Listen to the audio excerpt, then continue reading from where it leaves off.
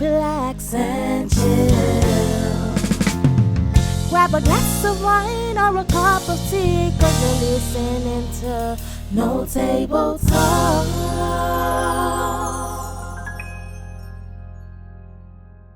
I'm nervous when you're on your first gig. Oh man. I remember my first real gig. It was at my first real gig was at AR Lounge, African restaurant, right next to Kennesaw State, Marietta campus. You're still there? Yeah, it's still there. Yeah. It was like a restaurant that tried to do like clubs and things like after hours shit.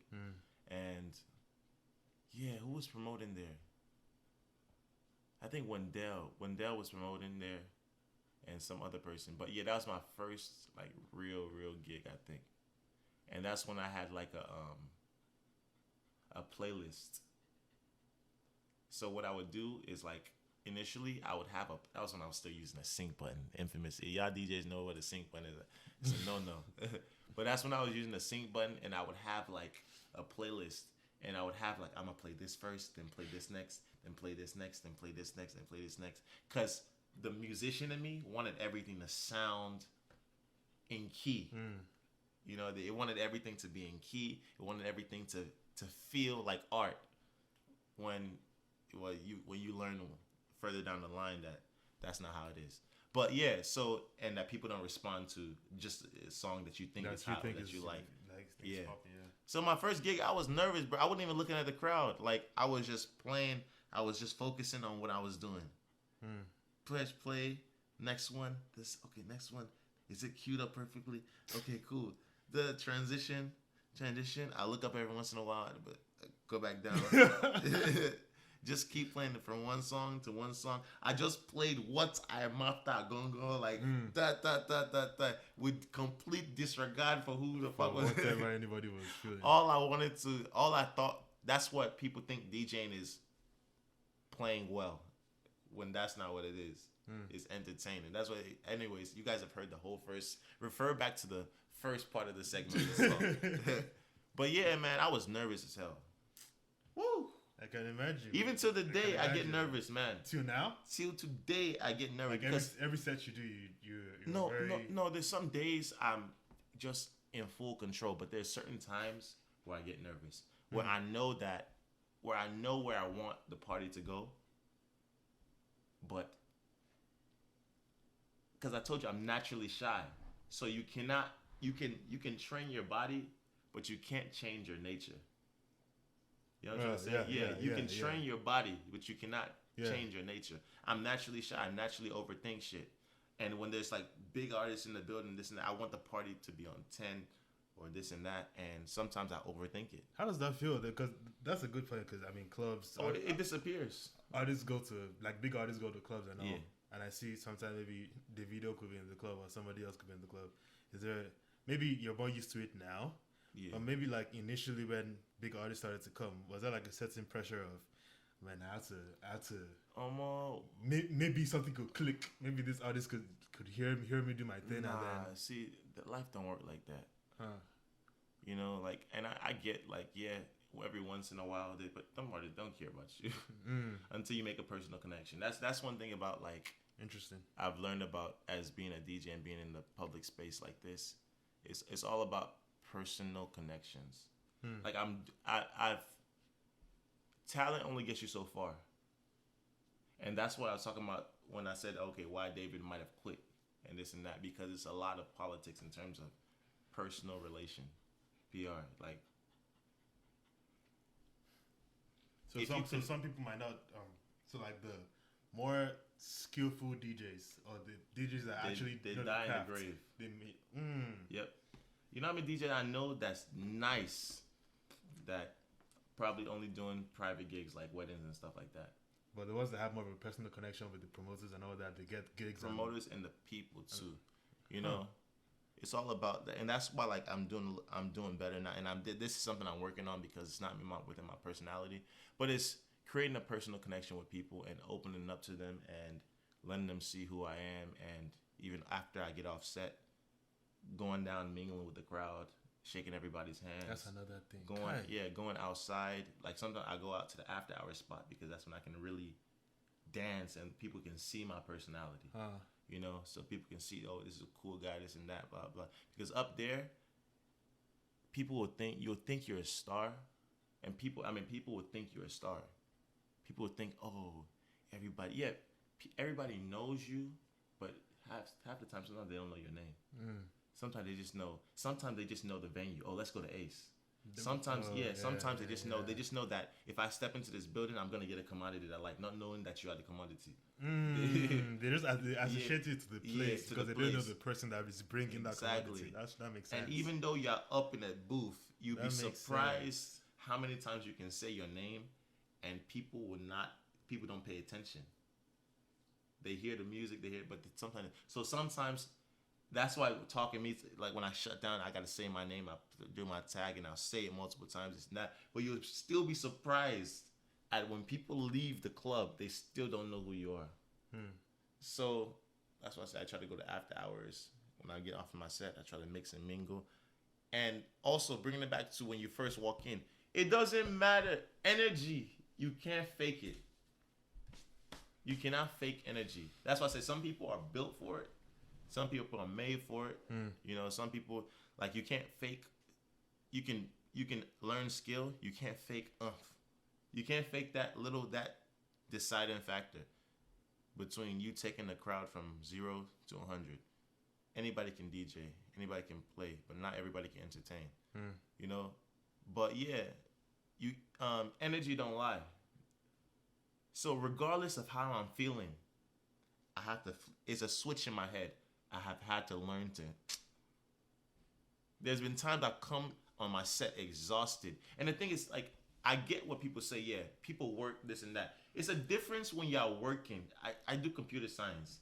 Cool. If I'm not feeling good this day, okay, maybe I might work a little slower. But last, I'm still working. You know, there's still a deadline. You still have to do it. You still have to clock in, clock out. You still have to be there.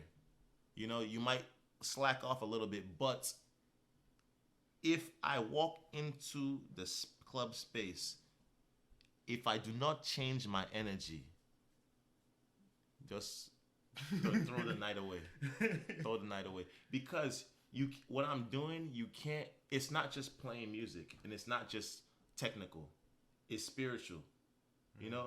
So, like, and that's why I told you can't fake that shit. Like, anybody can learn to DJ, this and that, but that spiritual aspect of it, it's just something that comes. And if you're not in the right mental, it shows. And especially if you're a DJ that entertains, and when I say entertain, a big aspect of that is talking. It shows. So if you don't flip that switch, there's been times where, remember, me and my ex just broke up. Yeah, affected your sets. Bro, I took 2-3 shots, I flipped the switch.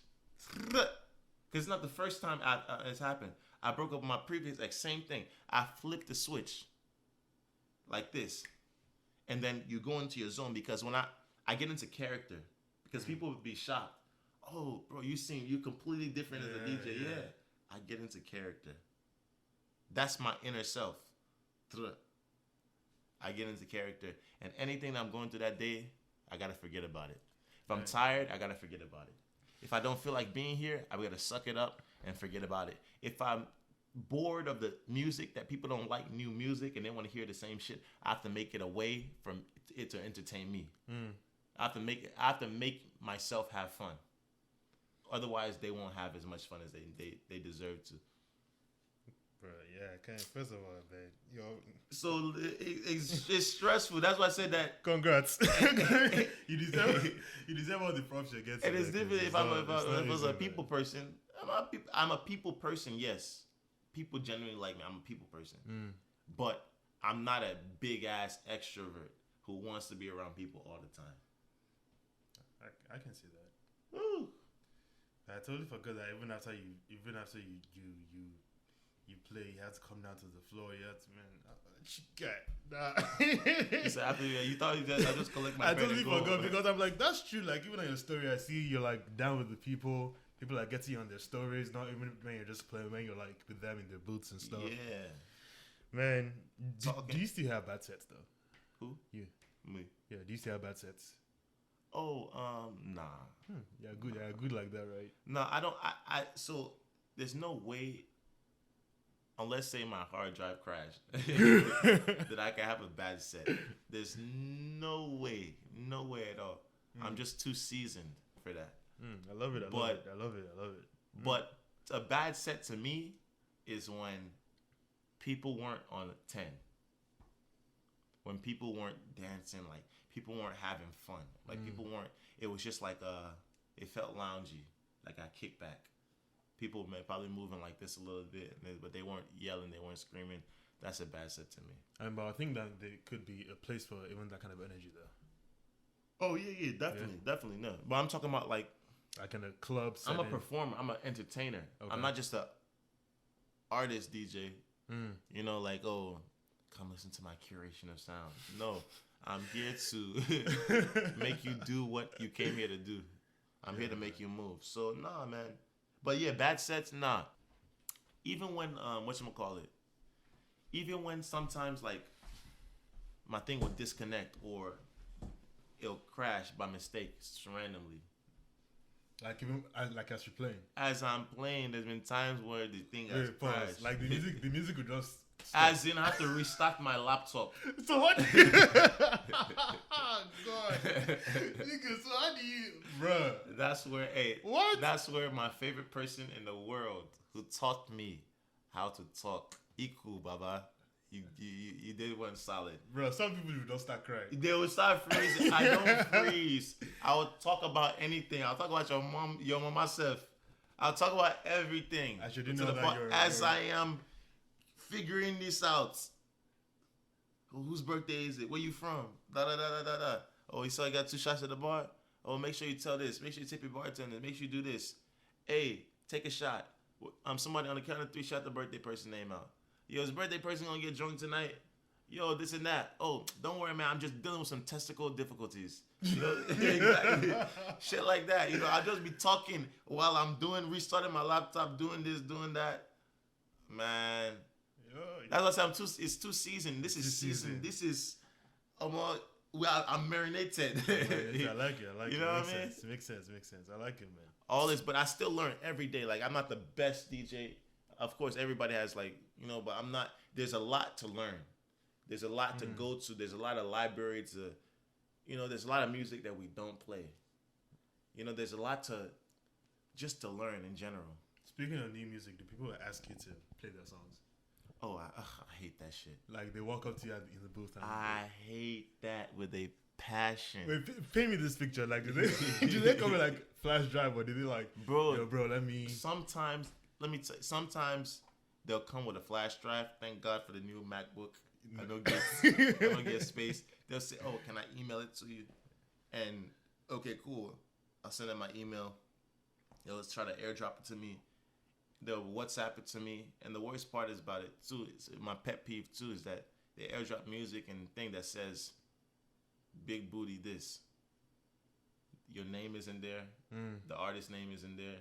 So even if it was a hit, it'd be lost. That's besides the point. But I hate the fact that they do that shit because number one, understand, I'm busy. Like I am busy. I'm entertaining people right now. It's a process. This is live. This is like going to the orchestra and you have the conductor doing this shit like this, and then you tap the conductor on the fucking shoulder, and then the orchestra goes away. I'm like, yo, what the fuck? Bro, I am busy. That would piss me off. And the worst part about it, another worst part about this shit is that they don't realize, they be like, yo, trust me, it's heat, it's fire, bro. Trust me, I ain't gonna lie to you, man. Trust me, it's fire. And the shit be whack. It's not mixed, it's not mastered. They just recorded, they just hopped out the studio, just everything. It's nothing, bro. And it's bad. Some people do have good music, okay, cool, and they think it's gonna pop just by sound. Nigga, no.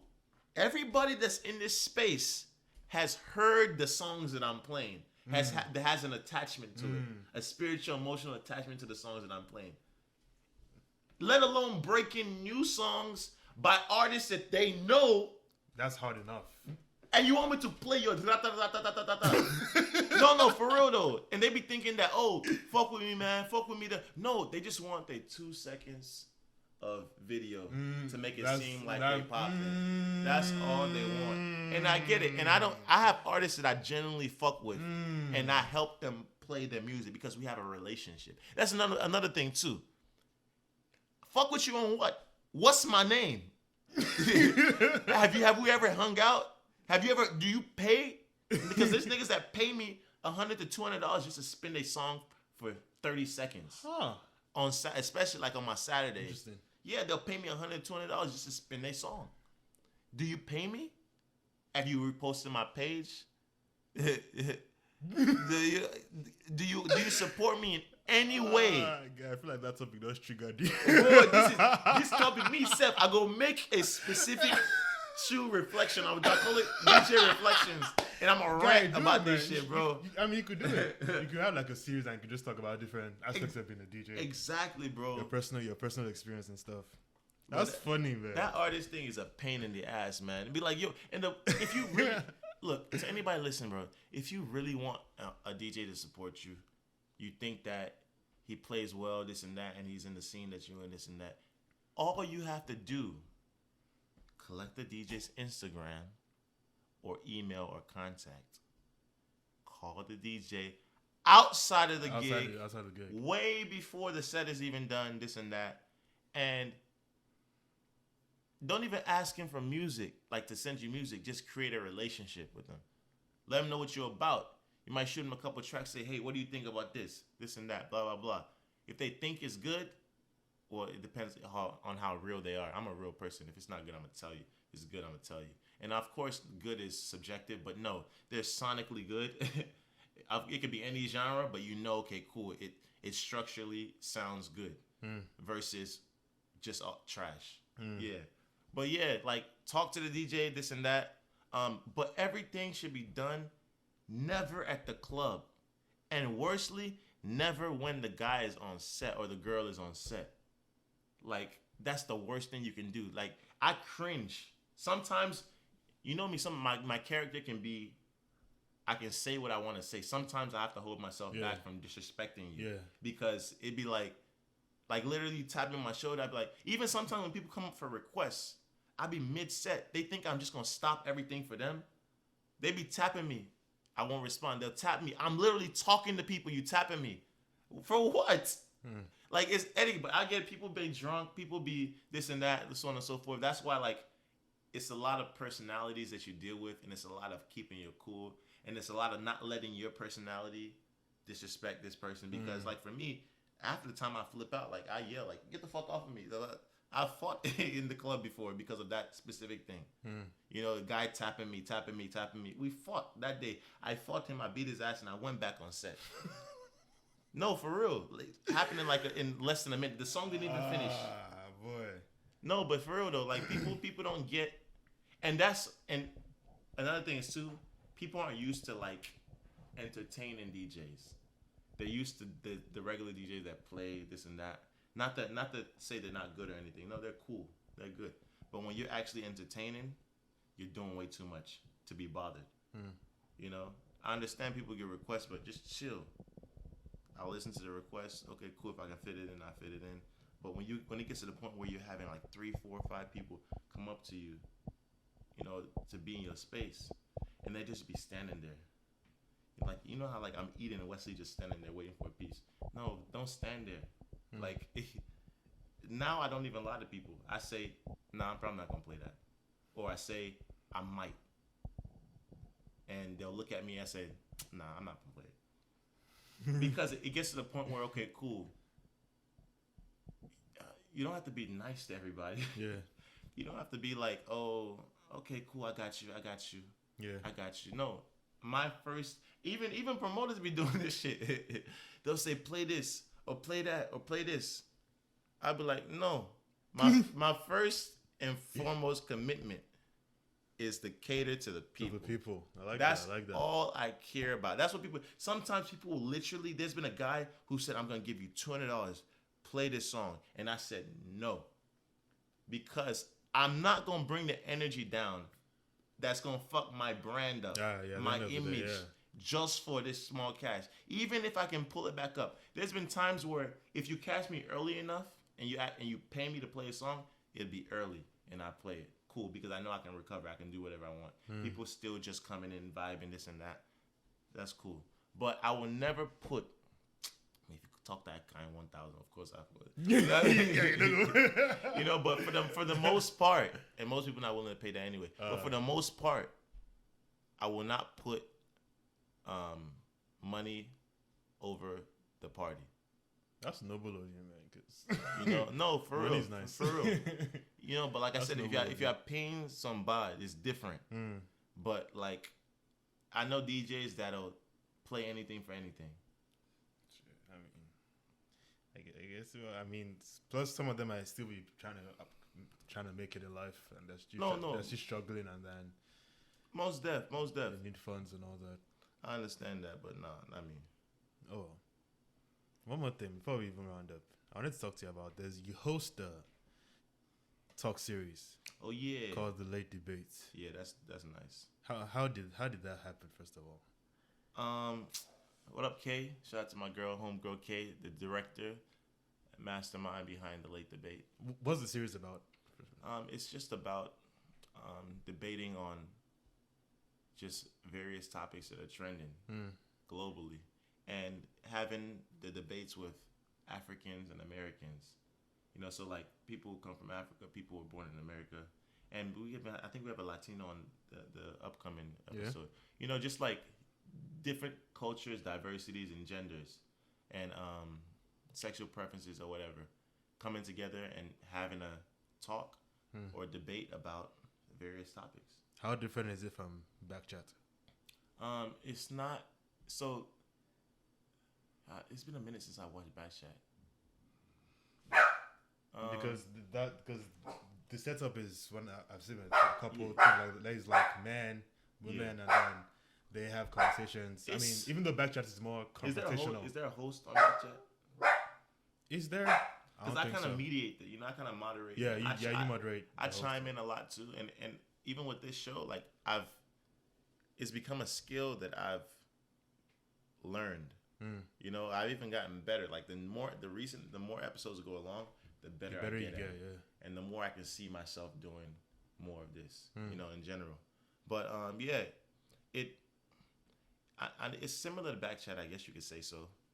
But you know, we talk about, like I said, various topics. Like one of them was, do you think that what's it called? DNA tests should be mandatory at birth if you're in a relationship. Oof. You know, things like that. You know, and that's a good one. And I imagine you telling your wife, your pregnant wife, DNA test, I don't think Charlie is mine, and Charlie is yours. That fuck up your relationship. We see stuff like that. Yeah. It's like different scenarios, you know. So we talk about things like that. Talk about cultures. Talk about whether do black people in America always play victim, as in like, you know how like there's police brutality and things like that. Yes, but there's also black people just doing just dumbass shit. Yeah, and sometimes they could avoid certain problems. Even if the cop might be racist, they could still avoid certain problems in the action. So like things like that, we talk about stuff like that. Talk about some politics, you know. But yeah, makes sense. I like it, man. It's anything that makes me grow as an individual, and that helps me focus on how to adequately talk to people. Yeah, I'm here for it, man. But yeah, I really like the vibe on that show.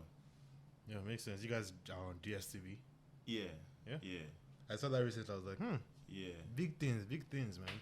Yeah, man. You know, we got like that was. See, it's just funny how things connect. You know, how things just fall in place. You know. But yeah, Kay just asked me. She said she just think I'd be good for the position, for the host, to be the host. And you know, like it's not easy too, because she does a lot on the back end.